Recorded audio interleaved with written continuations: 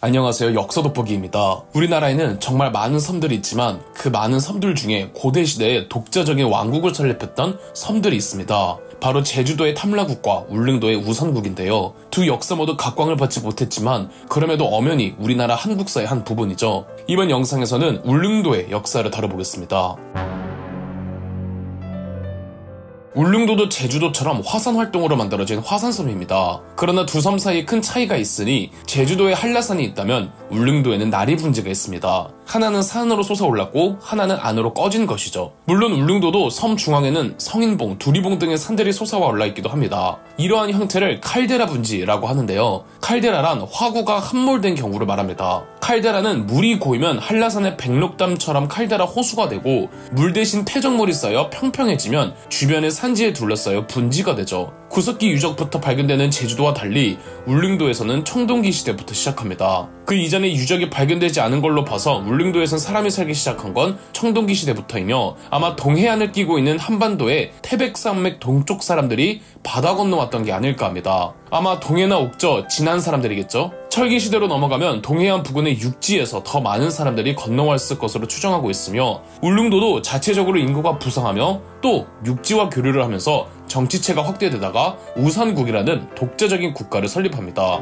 우산국이 언제 건국되었는지는 기록이 전해지지 않습니다. 우리나라 문헌 속 첫 등장은 삼국사기 6세기경 신라의 22대 왕이었던 지징왕 때입니다. 삼국사기에는 우산국은 명주의 정동쪽 바다에 있는 섬으로 울릉도라고도 한다. 땅은 사방 백리인데 지세가 험한 것을 믿고 항복하지 않았다 하고 기록되어 있습니다. 명주란 강릉을 말합니다. 지징왕 때 신라가 우산국을 복속하는데요. 지징왕은 신라인이 강릉을 가리키던 하슬라의 지방관이었던 이사부더러 우산국을 복속하게 했습니다. 512년 하슬라주 이사부는 그렇게 우산국으로 넘어가죠. 우산국으로 넘어간 이사부는 우산국 사람은 어리석고도 사나워서 힘으로 다루기는 어려우니 계책으로 복종시켜야 한다라고 하며 나무로 사자를 만들어 전함에 나누어 싣고 우산국 해안에 포진시켰습니다. 그러곤 너희가 만약 항복하지 않으면 이 사나운 짐승을 풀어 밟아 죽이겠다고 하자 실제 사자로 착각한 우산국은 바로 항복하여 해마다 토산물을 신라의 공물로 바치기로 하였다죠. 착각해서는 안 되는 게 복속된 것이지 정벌당해 멸망된 건 아니랍니다. 우산국과 신라의 관계는 마치 탐라국과 백제의 관계라고 보시면 됩니다. 신라가 우산국을 정벌한 배경에 대한 우산국의 설화가 전해지는데요. 우산국의 왕으로 전해지는 사람은 한 명도 없습니다. 다만 신화 속에서 우해왕이라는 왕이 있었다고 하는데 어디까지나 신화적 인물이랍니다.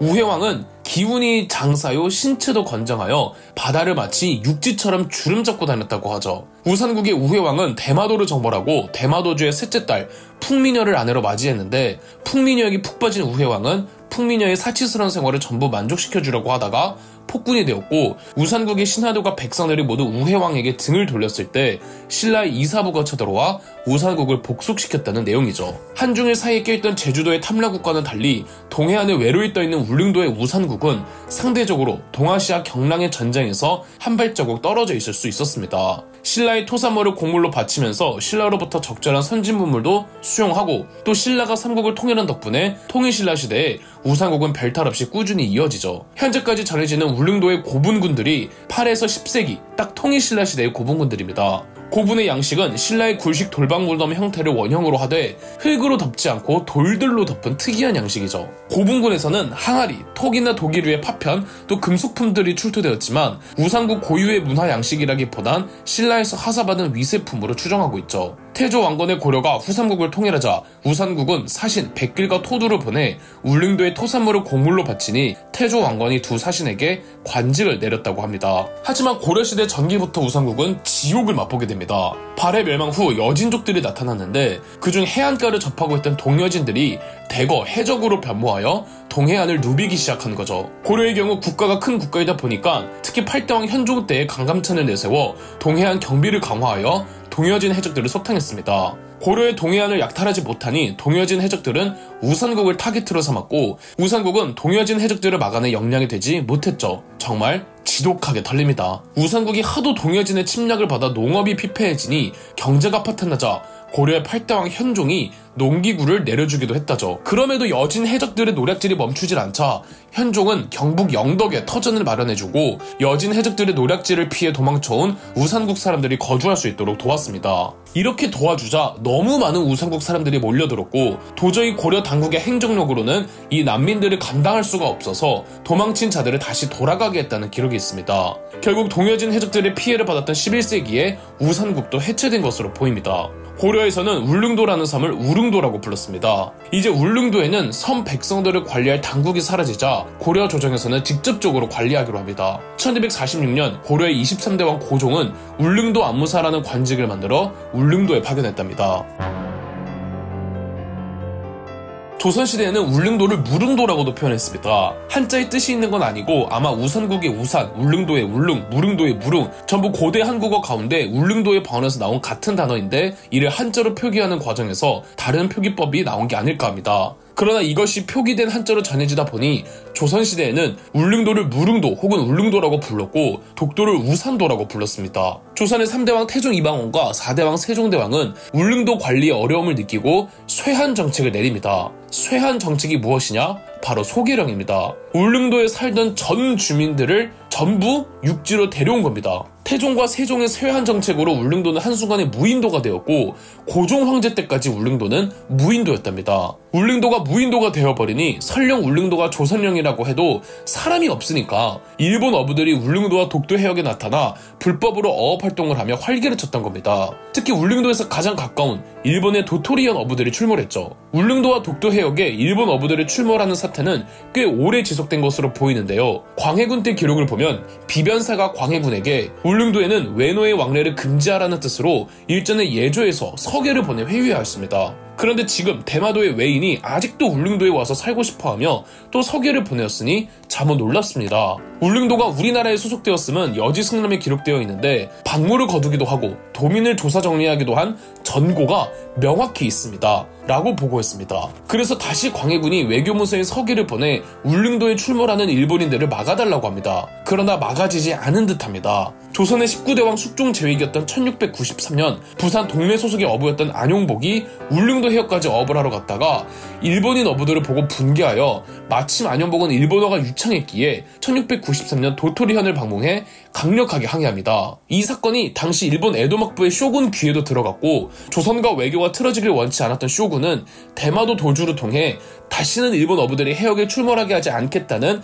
서계를 조선에 보내기로 합니다. 다만 어업활동을 억제하고 싶지 않던 대마도 도주는 쇼군의 서계를 조선에 보내지도 않고 심지어 서계를 가져온 안용복을 억류해버립니다. 얼마 후 안용복은 풀려났고 다시 울릉도 해역에 나가보니 아직도 일본 어부들이 어업활동을 하더랍니다. 그래서 안용복은 1696년 다시 도토리현을 찾아 이때는 조선의 장군인 척을 했다죠. 이게 다시 쇼군에게 보고되었고 에도막부의 쇼군은 지난날 이미 끝난 일인데 왜 아직도 이런 일이 벌어지냐며 확실하게 서계를 조선에 전달하였습니다. 이 이후로 일본인들의 출몰은 확 줄어듭니다. 시간이 지나 19세기 일본이 메이지 유신을 단행하며 근대화 정보를 재수립할 때 영토에 대한 개념을 짚을 필요가 있었고 1877년 일본의 최고 국가기관 태정관에서는 울릉도 독도 해역에 대해 일본은 관계가 없다는 것을 명심하라고 명기해 두었죠. 이때 일본에서는 울릉도를 다케시마, 독도를 마스시마라고 불렀습니다.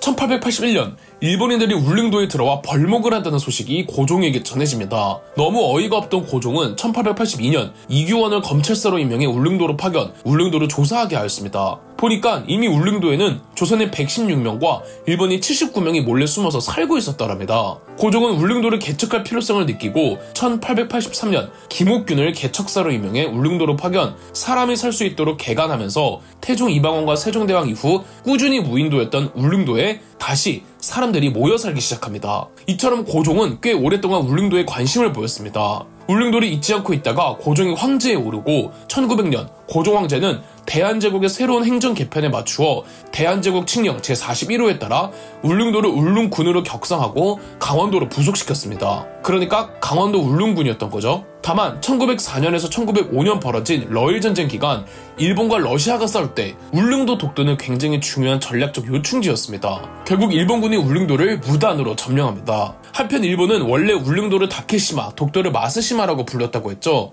이게 서양에서 실수로 거꾸로 전해졌고 일본 측에서도 딱히 수정을 하지 않아 울릉도를 마스시마, 독도를 다케시마라고 부르는 거랍니다. 뭐 전혀 생각이 없는 거죠. 1906년 울릉군은 강원도에서 경상남도로 이속하였고 일제강점기였던 1914년 조선총독부는 울릉군을 다시 경상남도에서 경상북도로 이속하였습니다. 이미 이 자체로 울릉도와 독도는 한국 땅이라고 일본이 스스로 인정을 해준 것인데요. 이때 일본이 이 섬들과 해역을 자국의 영토로 인식했다면 왜 본인들의 현으로 편입시키지 않았을까요? 조선 총독부의 관할로 삼았다는 것 자체가 이 섬들과 해역을 조선의 것으로 인식했다는 겁니다. 1915년에는 울릉군의 이름을 울릉도로 바꾸었죠. 그리고 해방 후 우리나라 정부가 들어서고 1년 후였던 1949년 울릉도의 행정명은 다시 오늘날의 울릉군이 되었답니다. 그럼 역사 돋보기였습니다. 저희 역사 돋보기가 멤버십 가입을 시작했습니다. 멤버십 가입을 해주신 분들 덕분에 영상 제작에 큰 도움이 되고 있습니다. 감사합니다. 영상 재미있으셨다면 구독과 좋아요, 알림 설정까지 해주시면 감사드리겠습니다.